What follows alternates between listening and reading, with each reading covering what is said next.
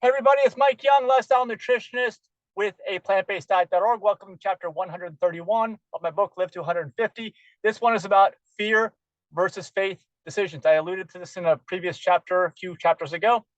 It's important because I realized that a lot of what holds most people back, and this is talking about most people, is that most people will decide what to do in their lives based on fear and are controlled by fear.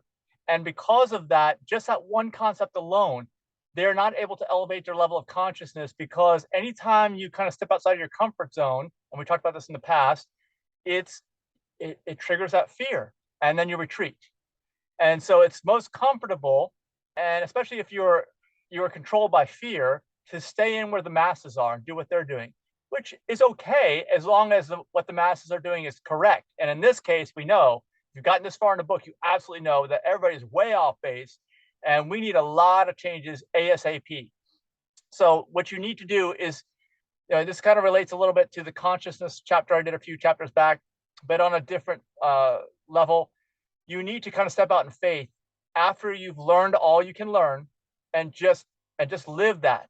And you have to not be affected by the fear aspect of it, because the fear aspect of it will bring you back. That's what keeps all the progress from happening, if you ask me, is the fact that most people are controlled by fear. Now, I'm not talking about something where you're going to be so hyper concerned about your health that you are there's a condition, I can't remember what it is, where you're just, it actually works against you because it is some kind of condition. I know it's in the DSM, probably, whatever, which is all a bogus book as far as I'm concerned, but it's a legitimate thing where you can look at this in the totally wrong perspective, and you can actually think that you're doing some good for you, for your health, when you're actually doing harm. And we are not advocating that.